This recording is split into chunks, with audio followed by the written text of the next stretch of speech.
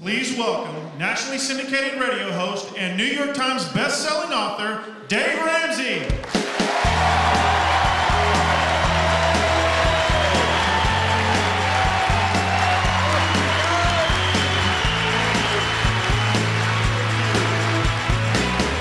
Wow, welcome to That's Not Good Enough. How to buy only big bargains. Open up your workbooks to that lesson because, of course, as we always do in Financial Peace University, you're going to fill in the blanks as we go along. This is a fun lesson. It's about how to buy stuff and not pay too much. It's about how to buy stuff and get the best possible bargain. And I got to tell you, I enjoy getting a deal.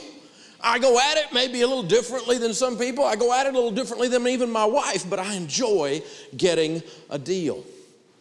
And you know, it's interesting to me. When I first started teaching this stuff, I kind of grew up in a household where we called it horse trading. We never had any horses, but we called it horse trading. You know, getting a deal on something, going out and bargain shopping, trying to find somebody that needed to sell something. And when I first started teaching people how to negotiate and get bargains, I had people come up to me that were offended. They would say, well, now, goodness gracious, if someone were to give you a deal, then if you were to negotiate and get a deal from someone, then you must have taken advantage of them. You know, that is a strictly American concept for someone to even think that way. Every other culture you visit all around the world negotiates everything.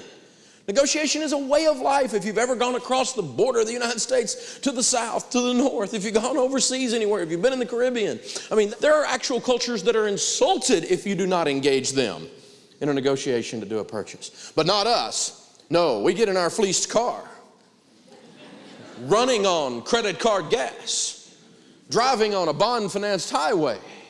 We go to the mall and pay 120% of retail and think we got a deal because it said sale over it. And never once asked if there was a better price available. We just pay the piper.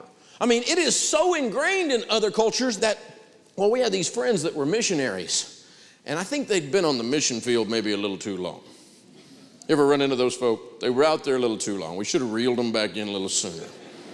I mean, she comes home and she's here about 3 weeks. They've been out there years on the mission field. She's home about 3 weeks. We think this woman's going to get arrested. She's in the mall going, I want a better deal.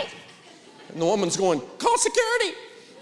I mean, because she was up in their face trying to get a bargain. That is the way most cultures around the world think, but not us. And so I want to tell you first that it is okay to get a deal. It's okay to get a deal, but I'll go ahead and give you some rules so that you understand when it's okay to get a deal. It's okay to get a deal if you didn't lie to get the deal. You in no way misrepresented the truth. You know, you didn't tell them that your child was ill and that, you know, all of this if your child wasn't ill. I mean, and you don't use some kind of whacked out con artist thing to try to get a bargain. That's not what we're trying to do here. Now, of course, you've not set out to harm the other party. The intent of you getting a deal was not just to be abusive somehow in the process. Your intent to get a deal was just simply to get a deal. And of course, you've approached this whole process of buying a deal from a win-win perspective. Now, I got to tell you, the stuff I'm going to teach you in this lesson, most of you have done it once or twice. Many of you have done it quite a bit. It would be the rare person in here who, as I teach this lesson, you go, wow, I've never heard that. That's not what you're going to say. You're going to go, well, I knew that. But what I want to emphasize at the beginning and at the end and in the middle of this lesson is that you make this a way of life, not just the occasional story that happened and you get to tell it. I want it to be your way of looking at things from this point forward. Make getting a bargain a way of life. The first key to opening the door to huge bargains is learning to negotiate everything. Just start with the idea that everything is negotiable. At some price, in some quantity, on some delivery date, everything is negotiable. Last year's model, last year's color, I don't know what it is, but at some point, just about anything you want to buy, you can buy at a deal. Just get in that mindset. I will not accept retail as a way of life anymore. I'm going to start with the basics and say I'm going to negotiate everything. And if you approach it with really understanding what a win-win deal looks like, you won't be afraid to ask for it. Win-win deals really do work, so don't be afraid to ask for the deal. One of the best books I've ever read on negotiating was by William Ury and Roger Fisher. It's called Getting to Yes. Getting to Yes. And if you don't know who William Ury and Roger Fisher are, they're the guys that are professional, world-renowned negotiators. They sit in things like with Jimmy Carter in the Camp David Accord. Major negotiations between countries and diplomats. They sit down, and the thing they talk about is that win-win really does work. And the way you can discover as you purchase something or as you engage in negotiation, how do you discover how to help the other party win? You have to gather information. He with the most information about the whole deal, including the other party involved, he with the most information has the best opportunity to design a win-win and will win the negotiation most of the time. So if you'll gather information, slow down a little bit, learn about who it is you're dealing with. What are their motivations? Why are they at the table? What's going on? Why is it they're selling that thing? It's kind of like, well, they tell the story in that book of the two old ladies with the orange. The two old ladies have an orange in the house, and if they did the normal negotiating thing, kind of the naive negotiating thing, they both wanted the orange. And they argue back and forth, back and forth, back and forth over the orange. And finally, they just give up and say, well, the typical thing, it's a bad result for a negotiation because they didn't talk long enough and they simply cut the orange down the middle. But if they had discussed it a little bit, one lady wanted the orange to take the peel off of the orange and use it in cooking. How many of you ladies have ever used an orange peel in cooking? The other lady wanted the orange to take the peel off of it and to eat the fruit. If they had spent time understanding each other's needs, wants, and desires, gathering information, they both could have had 100% of the orange. Instead, they spent all their time arguing. That's not negotiating. And it doesn't give you a win-win solution. If you'll gather information from people that you're working with, you can have 100% of what you want. They can have 100% of what they want, and there's no harm, no foul. That is a win-win scenario. Let me give you another example of that. Okay, I'm holding in my hand just a pretty basic, standard orange. And I'm going to actually sell this orange right now to the person who can give me a $20 bill for it the fastest. Go. Quick, hold it up. The first I see a 20 in the air, I'm going to take you fast as you can get here. Go fast. Somebody's got 20 bucks. You got it right here. This guy jumped. Come on. Is that a 20? It is. Now, you bought an orange for 20 bucks. Yes, I did.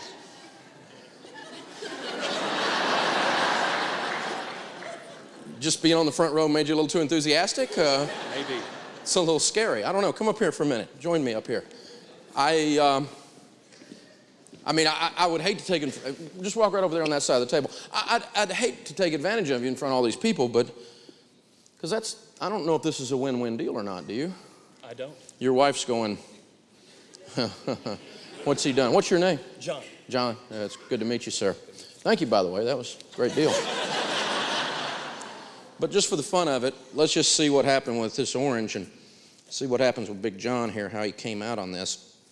Uh-oh, right there. What is that down in there? Go ahead and pull that out and unwind it. $100 bill. A $100 bill. I think you came out. Congratulations.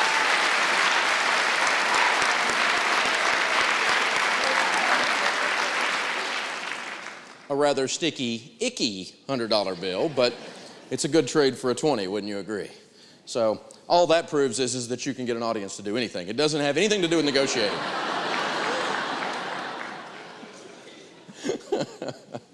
So when you're negotiating, there's at least 7 little things you can do. I call these the lucky 7 basic steps of negotiating. Number 1, when you're negotiating, always tell the truth. And not telling something that you know is also lying. The transmission really didn't slip when you just test drove this car I'm selling but it has been slipping for the last 3 weeks. Whew. Wrong answer. You just got to look at them and go, look, this transmission's slipping a little bit. It's part of the deal. That's why I've got the car priced the way it is. You're probably going to have to do a little work on that. That's part of the process of always telling the truth. How many of you have ever heard the book by Tom Stanley, The Millionaire Next Door? Raise your hand. It's a great book. If you haven't read it, by the way, you ought to read it. It's the consummate study of millionaires. Tom Stanley was a marketing professor at Georgia State University, and he went all across America studying millionaires and the attributes of people that are millionaires. Now, I've established early and often in Financial Peace University that if you want to be rich people, you got to do rich people stuff. If you're broke and you want to be rich, do rich people stuff. If you're big and you want to be skinny, do skinny people stuff. Right? If your marriage isn't going good, find somebody who's been married 62 years, take them to coffee and learn about how to be married. You know, you find somebody that's winning at something and do what they're doing to be what they are. Does that make sense? Say yes. Yes. Okay. Now, what Tom Stanley did in his second book was called The Millionaire Mind.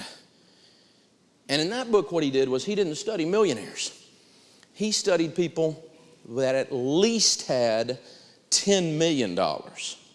10 millionaires, deca millionaires, and at least had a $750,000 a year personal income and had maintained that over an extended period of time. Now, these are people that make $750,000 a year and have at least $10 million and have done this for many years. And he wanted to sit down and study them. And he studied the attributes, the character qualities of these super winners. By the way, statistically, they are in the top 1/4 of 1% of Americans. A very rare animal indeed. And he studied how these rare animals work, how they think. And he came up with 38 character qualities or things that they had in their lives, and he ranked them according to most likely to be there every time. Number 1 was the thing that was there every time, all the way down to 38, which appeared the least number of times as he studied these people. I was real happy to see that, you didn't have to have a 4.0 GPA to be there. Wasn't even in the top 10. Thank goodness I got a chance. But the interesting thing to me was the number 1 characteristic of these very, very wealthy people, when he talked to their employees, when he talked to their vendors, when he talked to their family, their wife, their husband, their kids, when he talked to their in-laws, when he talked to their neighbors, when he talked to people who didn't even know them up close and personal, but knew them by reputation. In every single case, not one exception of the people he studied, every single one of them, so this attribute became number 1. These people had fanatical levels of integrity. Fanatical levels of integrity. Off the scale integrity. If you want to win in life, the truth is the best way. I know television doesn't tell us that, but it really, really is. So always tell the truth. Now, I, of course, gone around the country, have taught, financial things for years. I'm on the radio in my city for over a couple of decades almost now. And one of the things I teach people, you probably know this if you've read anything I've written or anything else, is that I teach people don't buy extended warranties. Don't buy extended warranties. Extended warranties are a rip. So when you're going to buy a washer and dryer or a television or a stereo or whatever, and they want to put the warranty on there, that warranty is about 50 to 60% commission. Only 12% of it covers the actuarial statistical probability of the item breaking down. And so self-insure through that, put that money in your pocket and use your emergency fund, because believe me, almost all of that is profit and marketing. It's a way for the salesman on the floor to make a little kick. And that's what it amounts to. So I've told people for years, don't buy extended warranties, don't buy extended warranties. I've not bought extended warranty in 20-something years. So my wife and I are shopping just the other day for a major appliance, right in our own neighborhood. And we go down to this electronics store, this appliance store that we like, that we do business with, and I bought stuff there many times. And I walk in the door, and we're looking at the item, and we're talking about it, and finally we say, I want the open box special, how you go through this whole thing. You got one with a little scratch on the side. And he comes back and he said, well, I got one that's a last year's model. What's the difference? Almost nothing, and we want the last year's model. Well, it's not the color she wants. I don't care what the color is. It's not, it's an appliance. We're not going to see it. And so we are going through this thing. We're getting ready to make a deal. And I said, look, here's the deal. I pay cash for things, and I want to bargain. And he says, well, I'll be back in just a minute. And he comes back in a few minutes. He says, well, I've got these coupons here, and they don't apply to this purchase, but if you're going to pay cash and you want a deal, we're getting this last year's model open box thing, but we'll even let the coupons apply. And this was a several $1,000 purchase, and it was a $250 coupon. And I'm going, oh, you're generous. Keep it coming. And he says, well, I got to talk to you about something else. He says, you need the extended warranty. And I said, well, I don't buy extended warranties, and I don't believe in them. I don't think they're a good buy, and we don't do that. And my wife says, well, honey, it might break down. And I said, where have you been? When I've taught about 3 or 4 million other people not to buy them, where were you? We don't buy extended warranties. She's just trying to be nice. She didn't want to do conflict. The little guy's obviously hurt that we wouldn't buy his extended warranty. And he says, he goes on, well, you need to cover. I said, well, is the thing going to break down? Is it a piece of trash? And he said, well, no, it's one of the best items made, Consumer Reports, so-and-so. I said, well, what do I need the extended warranty for? And he's like, well. He said, I tell you what, Dave Ramsey buys extended warranties.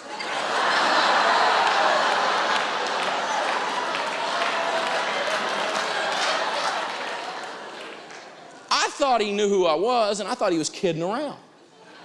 And I started grinning. I said, no, Dave Ramsey doesn't buy extended warranties.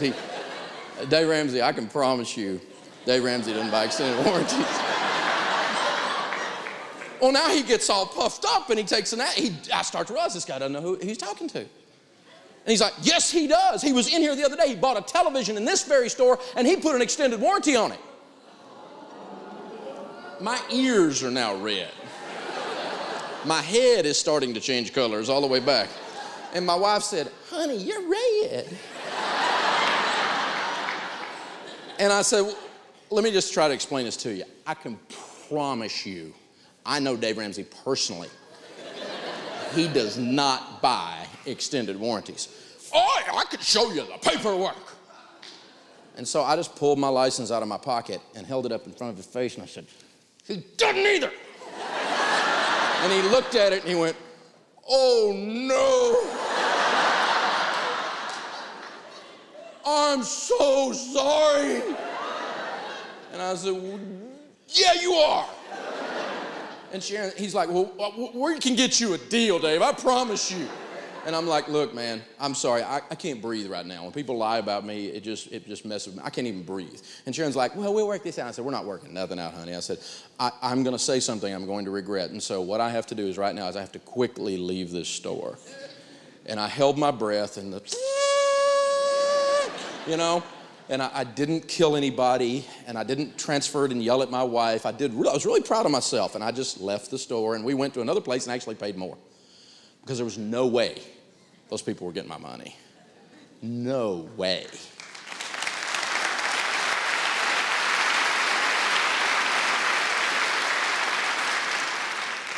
I waited overnight.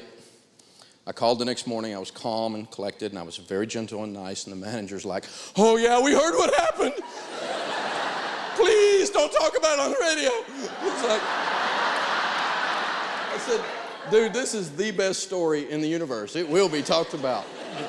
And I said, but he said, well, listen, we've sent out a memo to everybody in the entire chain. It will never be said again, I promise you. We looked up the file. He was wrong. We told him wrong, and it won't be ever done again. And we promise. And I wasn't mean to him at all. I'm not a bully. And I just said, well, that's cool. Thank you very much. And I appreciate you. We will do business with you again since you've corrected this error, and we like you guys. And he said, well, if you come back down here, I can get you a deal on that. And I said, no, we bought it somewhere else because I just couldn't stay there. I couldn't breathe at that moment. But integrity matters, doesn't it?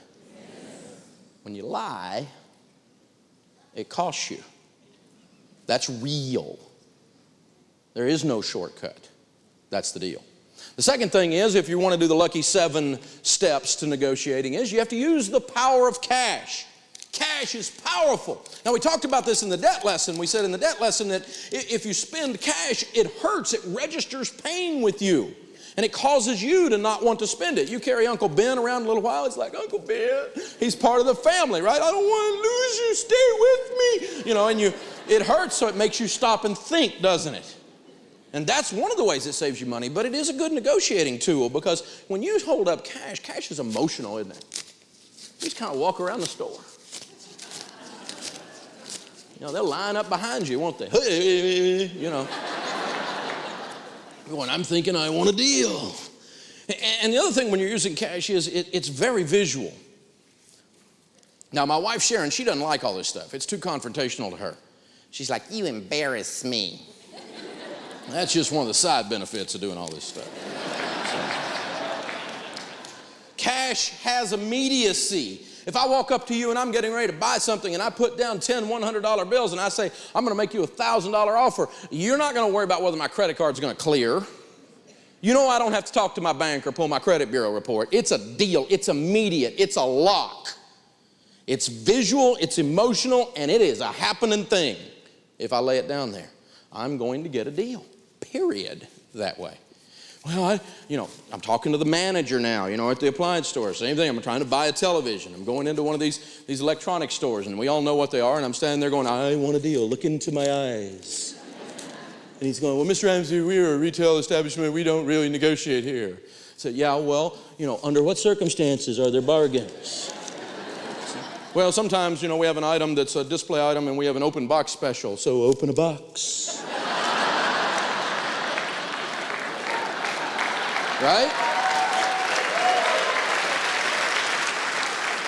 Well, I just don't know. I don't know. Are you sure? Because if we don't do a deal here, then I'm going to have to go see if those other people really have the Best Buy. You got to have some fun with this, people.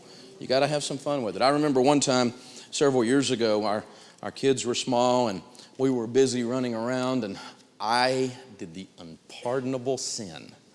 I forgot Mother's Day. Yeah, you know how bad this is. We go to church and they're handing out roses to all the women. I'm going, what are the roses for? Oh, no. Oh, no. So we're walking up through the parking lot after church with the kids in tow, and I'm going, honey, the kids and I have been talking about your Mother's Day gift, and we've just decided whatever you want, we're just going to go get it right now. And she's like, you forgot, didn't you? Uh-huh. So whatever you want, we're going to go get it right now, right?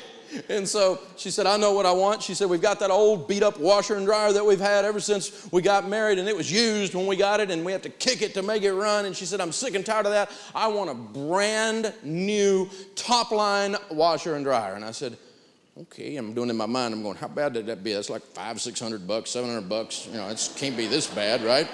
And so we go, and I said, okay, we're going to go down and look at the scratch and dent store. She said, you didn't hear me. I said brand new. You're going to pay, Bubba. So we go into the store, honestly, truth story, went into the appliance store, and she walks in, and she walks down the aisle past all of the others and walks down to the end and says, I want that one. She had been there before. She had been planning this. I go down there and I look at it. This thing, it makes sandwiches at halftime. Who knew a washer and dryer could be this expensive? I'm looking at it and I put them all together. We sit down with the little guy at the little round table and he's seeing the kids. It's Mother's Day. He knows he's got him one, right? And this is going to be a hard negotiation. This is going to be tough. And he says, yeah, he adds it all up, taxes, title, delivery, everything is like $1,298 actual dollars. For a washer and dryer. You're kidding me. And he went, no, sir, that's how much it is. And I said, well, actually, I don't have $1,298. But what I do is I have 9 of these. 1, 2, and she kicked me under the table. 3, 4, 5, 6, 7, 8, 9. I laid 9 of them on the table. I said, 9, that's all I can do. And he said, well, I can't do that. And I said, well, who can? He said, well, that would be the manager. I said, talk to the manager. She kicked me again. He walked off. She said, you don't need another seminar story. Buy it.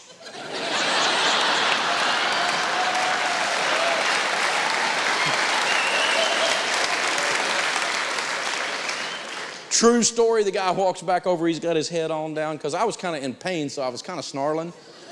And I think he thought I was snarling at him, and he came back over and he had his head down. He says, I can't do 900. He said, the lowest the manager let me go is 935. Well, now I'm having fun. I'm going, you're going to let me, with all the advertising dollars you put out to get people in here on Mother's Day, you're going to let me walk out the door for 35 bucks? She kicked me again. I said, we'll take it. $12.98 for 935 is not bad, though. Why? Just because we tried.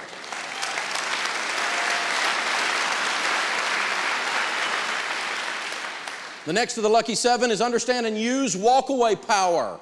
You have to emotionally be able to walk away and not purchase the item. If you are emotionally married to the item, your body language changes, the tilt of your head changes, your vocal cords constrict, the use of words changes, the sentence structure changes, and people can tell you have bought. Even those of you that are not trained sophisticatedly in body language can just watch and go, that one bought. You know what I'm talking about? You can feel it, can't you?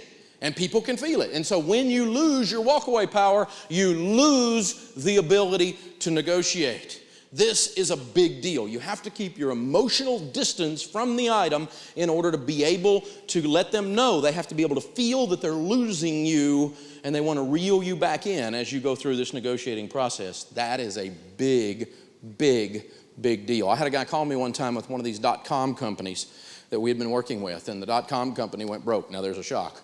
And before it went broke, they had just furnished this fabulous office with literally hundreds of these, well, probably a little less than 100 of these Steelcase brand, which is a top brand of office furniture, cubicles, and all these beautiful chairs and all the accessories all through this place, and a fabulous conference room, all done up. I mean, some serious wood stuff. I mean, gorgeous stuff, right? And he says, Dave, I just wrote a check for this. Nobody's even sat in these seats. And now we're turning around and we didn't get our funding from our venture capitalist, and we're going to have to turn the key on it. I got to sell it. I said, man, I don't need all this stuff. I don't even have that many people working here. It won't even all fit in our office. He said, but you don't understand. I'm going to make somebody a deal. And I'm like, really? I don't need all this stuff. And he said, listen, don't make me an offer because you're going to own it. And I went, okay, I'm starting to need this stuff. So I sat down with our executive VPs, and there were only about 40 of us at that time working on our team. Now there's several hundred of us, right? But at that time I said, well, okay, guys, this guy says he gave me the tickets on it. It's $275,000 worth of furniture. That's a lot. And I said, at what price, guys, would we buy this that if we didn't buy it at that price, we would feel stupid? Because we really don't need it. We're going to have to put it in storage until we grow enough to use it. Or we're going to have to try to sell it and make money on it. We're not in the furniture business, so we're not doing that. So what are we going to do here? And so we fooled around. We all talked it out. And finally I said, look, and one of the guys said, okay, we settled on a price, $23,500. And I said, he'll never take it, but at least if it's more than that, we don't want to pay for something we don't really need today much more than that, but it's a great buy. And so I called him up, and I really did have walkaway power because I really didn't care if he sold it to me or not, because I didn't really need it. You see what I'm saying? At that time. If you visit our offices today, it's in there because he took $23,500. That's a deal. But I think a lot of that had to do with I didn't care. And it was all in my spirit. You know what I'm saying? He could feel that I didn't care. And I wasn't trying to beat the guy up. He's the one who said, make me an offer. I wasn't shopping for this, but he drew me in with price, and a lot of that was walkaway power. I've taught my wife, I've taught my kids this stuff, and we live this way as a family. And because my wife is a typical Southern belle, non-confrontational, will cut your throat. You know what I'm saying, and say, bless your heart about the, you know what I'm saying, bless your heart means a lot of things you don't want to know. I mean, and so, you know, but all this stuff to her feels like confrontation, all this negotiating stuff. And so we were kind of playing with it. I said, here's what you do, try this. And we were at the flea market, and she was looking for this iron bed that she was going to paint up, an antique bed thing, and put it in one of the kids' rooms. She had this plan, and we go down, and she's like, over there's the bed. Now, what do I do? That's the one I want. And I said, okay, here's what you do. Number one, don't get married to it. Maintain your walkaway power. And do these things. And just play with it. Just have fun with it. Here's some cash. Go over there and try to do it. I mean, the guy was asking like $20 for the bed or something. I don't know what. It wasn't much. I mean, I thought by the time she finished with the guy, he was going to pay her. I mean, she wore him out over that bed. And so she's all feeling like, hey, I got this stuff down. And we're walking down through there, and way down the aisle down there is the wicker patio furniture that we had been needing. She forgot everything she had just learned. And for 45 feet towards this wicker furniture, it looks like a woman running through a wheat field.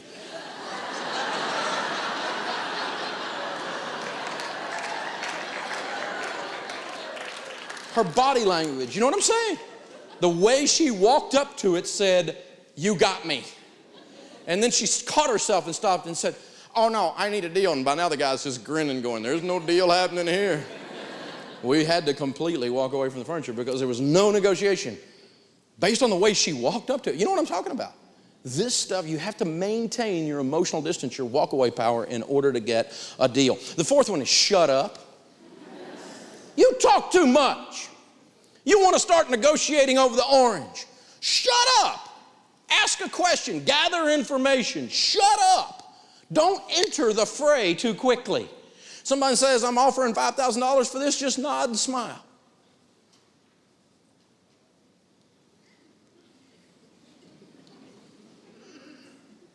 It's powerful, isn't it? Silence is something there's not much of in this culture. I mean, you don't have to be unpleasant. Just look at them, and they'll start looking around. They'll go, okay, I'll take $4,500. They'll start coming down on their price, and you hadn't done anything but grin. The worst thing was I went on this used car lot one time. I was just out kicking around. I was having fun. Saturday morning, I'm out cruising around. I saw this little Jeep, and I thought, that little Jeep looks kind of cool. I pull up, and I get out of my car, and I'm looking at the Jeep, and I thought, I'm going to try this just to see how far you can take it. And it was really uncomfortable for me because I took it a little too far. I mean, because the guy's coming around, he comes out, bounding out of there, you know, he's talking. He's been in the coffee, you know, he can't shut up. And I'm just standing there looking. And he says, how you doing? And I said, never said a word. Just kind of, I acknowledged him, but I mean, I thought, I'm going to see what happens if I just say nothing. And I'm walking around it, and he says, yeah, we're asking $5,500, but the manager said for us to get some stuff sold. I bet you I can get you a deal on this. I'll bet you I can get, I mean, I think I can probably, right now, I could go to $4,500. And I'm just standing there. And I'm walking around it, and he goes, maybe, he said, if you want to put it on payments, he said, we can work that out. He said, I can do anything. He said, probably get you some different wheels. And I got a friend down at the tire store, and if you did a deal this morning, I bet you I could get you some big tires on it if you want to do a mudding thing on this Jeep.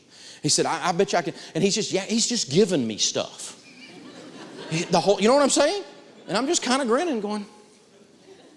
Finally, he says, I can tell a man like you knows what he's looking at with a car, and you can tell this car's been hit.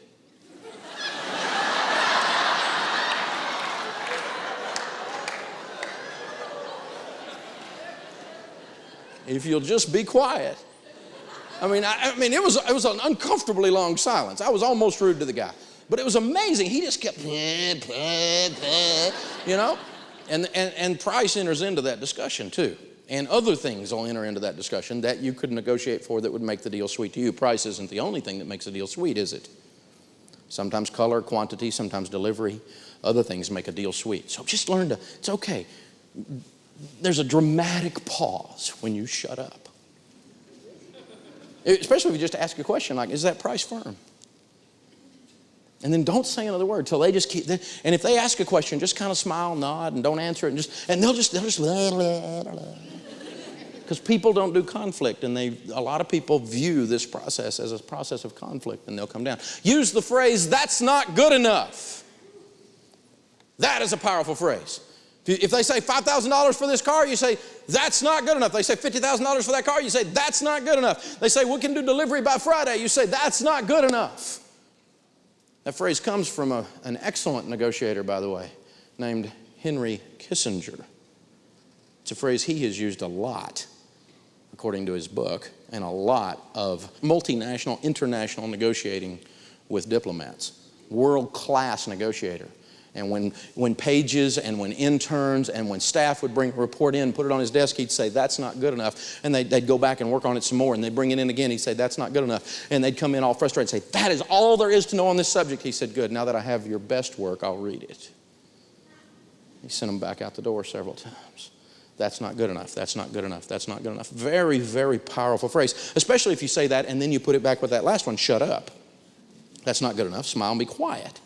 You're going to see some powerful, fun things happen. Now, this also can be used on you. So you need to be aware. That is a phrase you'll hear collectors use. If you're behind on your bills and you have a collector calling you and no matter what you offer them, if you want to pay the full balance off on the spot, they'll come up with something and say, that's not good enough, we got to add fees. They will come up with something. I had one time, I had a car and a boat on one note with a certain bank when I was going broke. And a lady called me on a Thursday evening. I had a real estate closing scheduled a week later on the following Wednesday. I was going to make enough on that deal to bring it current. It was 2 months behind.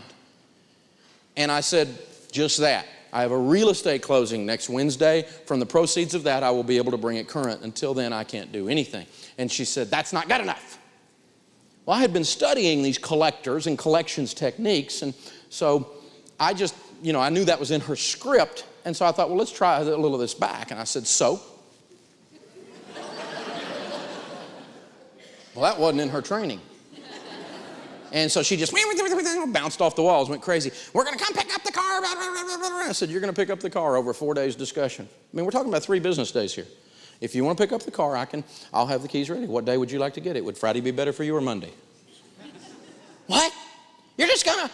I said, lady, I can't manufacture money because you've learned a technique in your school that says that's not good enough.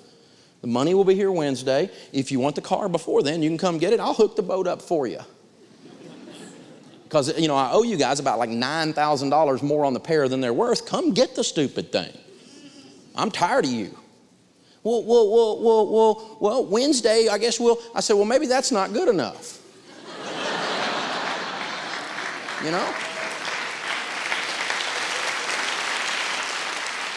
So beware, because some of these techniques are being used on you. You got to watch for it. Here's one that's used on you all the time. The good guy, bad guy technique, isn't it?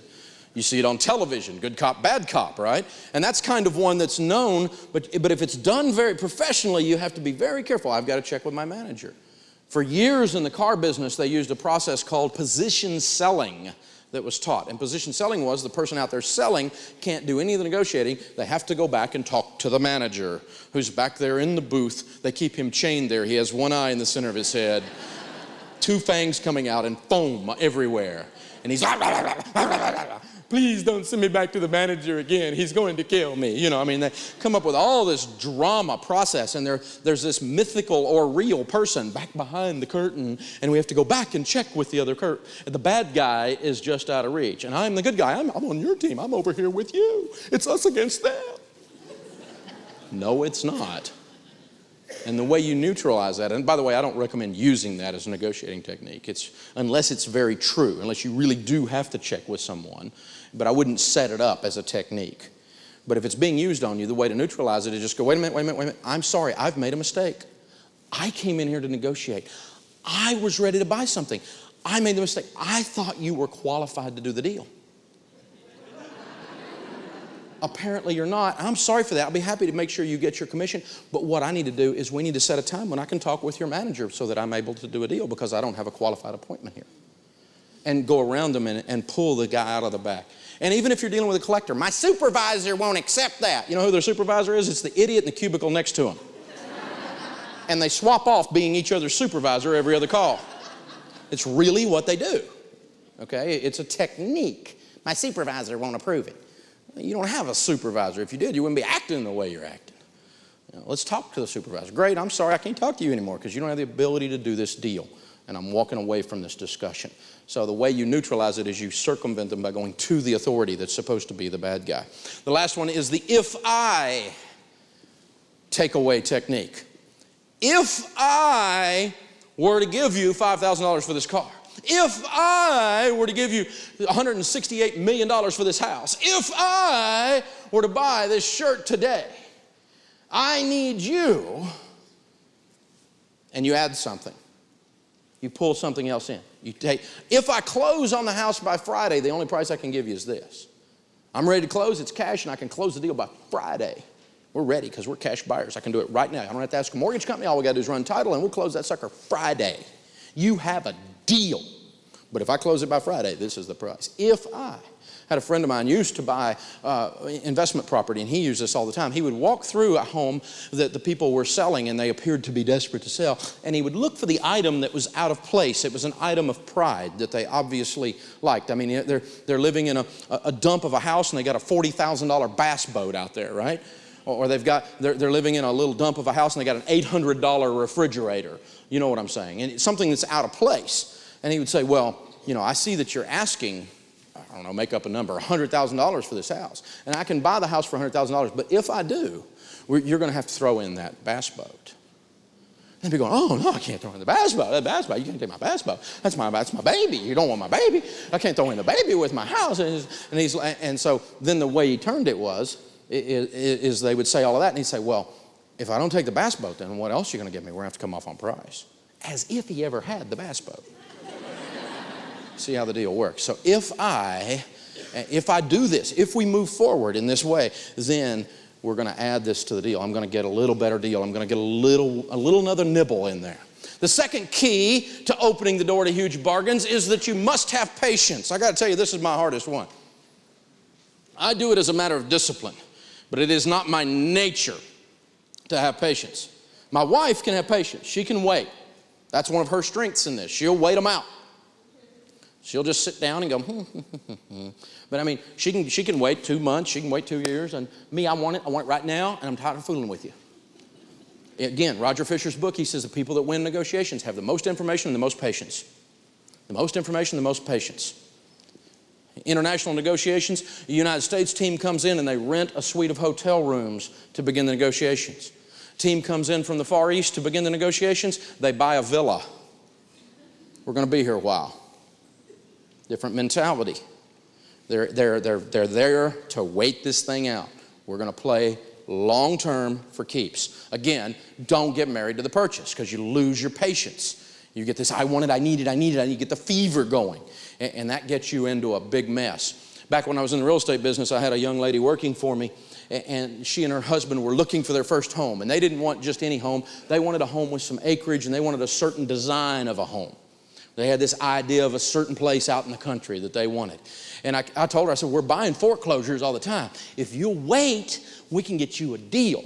But you're going to have to wait. It's going to take time. And every so often, I mean, another month would go by and they'd be out looking at houses and they're looking at some retail deal and I'd have to talk them down. No, wait. I talked them down for 1.5 years. And I talked them down 20 times in 1.5 years. Talked them out of buying. But I'll tell you what, then I stumbled upon one. A credit union had foreclosed on this place. And we bought it for them. The appraisal on the property, I wrote it down, was $134,500. We had the house appraised when we were buying it. We were able to purchase it for $54,000. Patience pays off.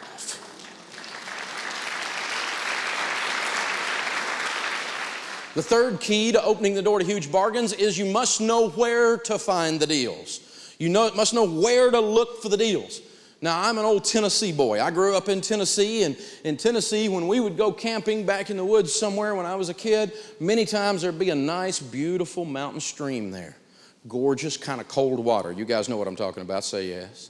And we'd go out there and we'd have our shorts on or we'd roll up our pants and we'd wade out there about to our knees and we'd be looking.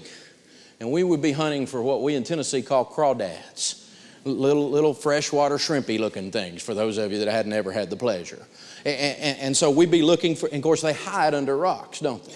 And so you'd turn over the rock and the current of the stream coming by would move the silt away that was stirred up when you turned over the rock, and there sat the little guy. Now when you first start doing it, you grab him behind the pinchers, but if you're really cool later, you're a real man, you just grab him and let him pinch you, you know? But after doing that for a little while, even as a little kid, 8 or 10 years old or 6 years old out there, you'll begin to say, hey, that rock has something under it. That one won't. And you can kind of identify by the way they're sitting there on the other rocks, whether or not there's probably a crawdaddy under there that we're going to be able to get or not. Bargains are the same way. They lay in certain places. The rocks look a certain way. And as you begin to get a nose for hunting bargains and you live your life looking for bargains, you'll start to go, oh, there's one over there. I've got a friend of mine that's a professional real estate investor that has bought and sold houses since I was a kid. I've known him for several decades, and he's very, very good. And he has a thing. He goes out on Saturday mornings with a cup of coffee. He calls it driving for dogs. He's not looking for puppies. He's looking for a dog of a house where the grass has grown up, the shutter is askew, the gutter is hanging off, the front door needs painting, there's some sign of problems. The house is a dog. Bargain, bargain, bargain, bargain. And he writes down the addresses and goes and looks up the owners and contacts them and buys houses that way, and has for decades, looking for that right rock, that right place to turn something over and find a deal. Of course, the other thing you can do is you can trade something of value, your goods or just your services. How many of you have ever bartered for something? I've done a lot of bartering in my life, and it's very valuable. Back when we first got in the radio business, we would take some of the radio ads and trade them for something, and that was a fun thing to do. We're way past that and aren't able to do that these days, but I kind of miss it. It was kind of, because my wife used to call it free stuff, and I'm like, hey, I'm working here. It's not free. You know, but you can trade your services. I don't know what you do for a living, but a lot of times you can trade that for something else. Some of you that have kids could just trade babysitting with each other and not have to pay a babysitter. I know everyone else's kids are meaner than yours. I know how that deal works, but still you can do some of that and save on the cash while you're working your debt snowball, while you're gazelle intense and you're trying to keep your costs down. So you can trade goods or services. You can do things like just get you a little gift certificate like this. Sometimes when you're giving gifts, everyone thinks they have to give money. Why don't you give of yourself a little bit? Maybe you have a service and you want to give of that service. My daughters have given babysitting to their youth pastor. What a wonderful gift at Christmas. They would rather have that than some little trinket. Okay, I'm going to give him two of these and redeem it. You know, as long as we can work it in our schedule, we'll be there and redeem this. And they get to go do babysitting for the youth pastor. What a great idea. Some of you dads, here's an awesome idea. You got teenage daughters?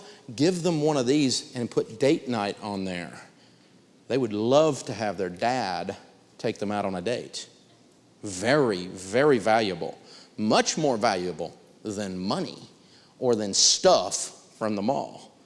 And so you can trade in a lot of different ways and create really cool ideas. But we got to look at the places to find great deals. Now, one of the great places, always look to try to buy from individuals. The reason you want to buy from individuals is simply this. Individuals have an item that is not there for profit. It is in the way. You know what I mean? If a bicycle store has a bicycle for sale, they paid a certain amount of dollars for that bicycle. And from an accounting standpoint, that's called their cost of goods sold. Have you ever heard that? Say yes. Yes. Okay. So they paid, I don't know, $100 for the bicycle. And if you come in and you use all the techniques in the world, you use cash and you do all these other things, you threaten them with their competitor, they're not going to sell the bicycle for less than they paid for it. They'd be losing money. How dumb would that be? They will just sit there. And so you can offer them $98 and do a little dance or whatever, and they're not going to take $98 because they paid $100.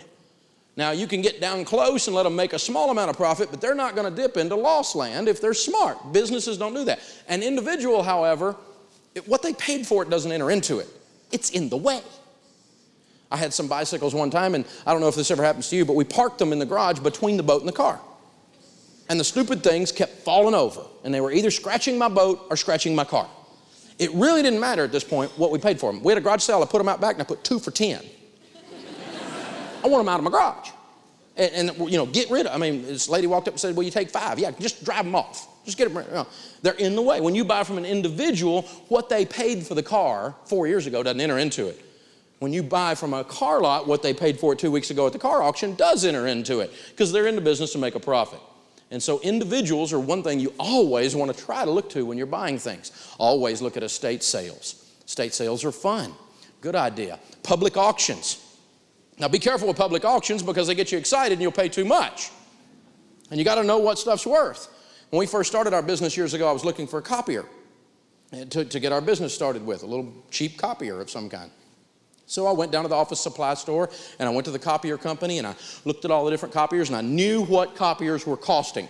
Different brands, I had it down because I had been shopping, you know what I'm saying? Then I went to a big auction, big office supply place went broke, bankruptcy auction, and they were auctioning them off. And there's a whole line of copiers down through there. And the auctioneer's going down through there and he's got a power cord and he's plugging them in. They'd come to life and people would bid.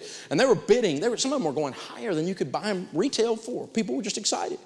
And they're going down through there, and they're going down through there, and they're going down through there. And he comes to the one I really kind of wanted because it had the feeder thing on top. It would, you know, expand, contract, bigger, shrink, and do all this stuff, and all the little bells and whistles, you know. And I guess the plug didn't go in good because it didn't come on. And auctioneers sometimes, they're all in the excitement too. And before he realized it, he said something stupid. He goes, oh, well, here's one. This will make a good boat anchor. And these copiers have been going for $3,000, $4,000, $5,000 down through here. This is a copier that I had looked at. It's $4,100 if I bought it used and reconditioned from the local copier place. $4,100. So I said, $50 for the boat anchor. And you're kind of standing around like this is the copier. There's a group of people standing around right here like this. And this guy across from me starts bidding, and we're bidding back and forth, back and forth, back and forth, back and forth. Finally, he bids $200. And I don't know what got into me. I just had one of those moments. I said, have you got a boat? Fool, quit bidding. I bid $225 and bought it, and I plugged it in and it worked perfect for a $4,000 copier. But you got to know what you're bidding on. And for $225, I took a risk, didn't I? I could have thrown $225 away. By the way, I was telling a gang just a little while ago, we were talking about car stories. I bought a car at an auction one time for $100, and it cost me $75 to have it hauled off. So this doesn't always work out, does it? But that kind of was offset by the copier deal, so I'm still ahead.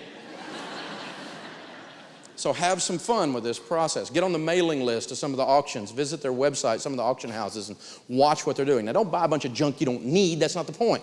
But if you're in the market for a leather couch, become an expert on leather couches and then go bid on one and get you a deal. Couponing. The last year we tracked it, and we track it pretty regularly around our house because it's kind of a game. Sharon is the coupon queen. The last year we tracked it was a couple of years back, and she saved with coupons on things we were going to buy anyway. Hear that part? Things we were going to buy anyway, $700 in a year. Not bad. Not bad. Not bad at all. Garage sales. We all know about that one. You can get stuff at garage sales. You can get deals at garage sales. You can buy a car on a repo lot, can't you? I bought a car one time. $17,000 was the private sale appraisal on the car, meaning if you went online and looked it up, it'd be a $17,000 car. Retail, probably a little more than that, but that's really about what the car was worth. And it wouldn't start. Again, same kind of a thing like the copier. So I took a chance. I bid up to $11,000 on that car. I bought it for $11,000, $6,000 under what the car was worth. The only thing wrong with it was that $6,000 battery was bad. Now, I wouldn't have picked a brown car. If you got a brown car, I'm not mad at you, but if I had gone and selected and ordered a car, I might not have ordered a brown car. But for $6,000, I drove that thing a long time. It was a nice car. A $17,000 car for $11,000, you can drive that for a couple of years before it depreciates down to what you paid for it even. That's a good idea. Flea markets. Can you get a good deal at a flea market? Absolutely. You know that, don't you? Refunding. My wife also does that. That kind of goes with the couponing thing. Don't forget to keep those receipts and do the refunding. A lot of those little nickels add up to be dollars if you watch what you're doing. Foreclosures. Be careful with foreclosures. There's all these characters out there selling how to get rich in foreclosure real estate. It's a good way to go broke is what it is. Be very, very careful. And I strongly recommend that you do not buy a foreclosure at the foreclosure sale until you really have been doing many, many deals and know what you're doing. But can you buy a home from a seller who's motivated because they're about to lose it? You bet you can. You can get great deals that way. And it's a way to look. Now, you may not be exactly the house you were thinking about, but if it's $30,000, $40,000, $50,000 difference, then we can probably work through this. Pawn shops. Everything in a pawn shop is stolen. Oh, you watch too much TV. In the real world, they check every item with the police department. Pawn shops are highly regulated, but it's a great place to buy things. I buy a lot of stuff at pawn shops. You people that are gamers and want to do your electronic games and all this kind of stuff, great deals on used games there. No question about that. Online auctions, stuff like eBay. And can you get burned there? Say yes. Yes. You have to be careful. You have to be knowledgeable. You have to be thoughtful. But can you occasionally slip up on and get a great deal? I have. I've bought stuff on eBay at a great deal, and you can do that. I've also bought stuff on eBay, and I wished I hadn't. And if you've been on eBay much, you've had that happen to you too, okay? So just be careful, study, think about it, learn a little bit about the process. It's not that bad. Classified ads, that's going to hook you up with the individuals doing things. How about consignment sales? Like, yes, experienced clothing won't kill you. Now, we don't buy consignment sale clothing anymore because we lived like no one else for a while. Now we live like no one else. But I'll tell you what, just the other day, my wife made $378 taking our old clothing down and selling it at the consignment sale. And so, this is real stuff. Conventions, this is one of my favorite that people don't do often enough. If there's a cookware convention in town, a lot of times the guy working at the gal working at the sales thing, they've got all their stuff setting out, and they're not going to pack it up and ship it back across the nation somewhere. The shipping costs more than their cost of goods sold in that item. So as the convention closes down after being there for 3 or 4 days, they will virtually give you their sample stuff that's laying there to get rid of it so they don't have to ship it home. So be hanging around about the last day and go, what you going to do with that? And you'll be amazed what someone will give you or sell to you very, very inexpensively. Now, how many of you have bought something like I'm talking about? You've negotiated for it, or you know where to look for deals, or you've had patience and gotten a good deal at one time or another in your life? Please, everybody raise your hand, because I know surely you have not paid retail for everything your whole life, right? So the point is not that we have never done this. The point is, I want you to do this all the time. People who are wealthy, this is a way of life for them. They live like this all the time. They think about this all the time. Look for the win-win. Negotiate everything. Have patience. Think about where to find the deals. And you'll have more financial peace.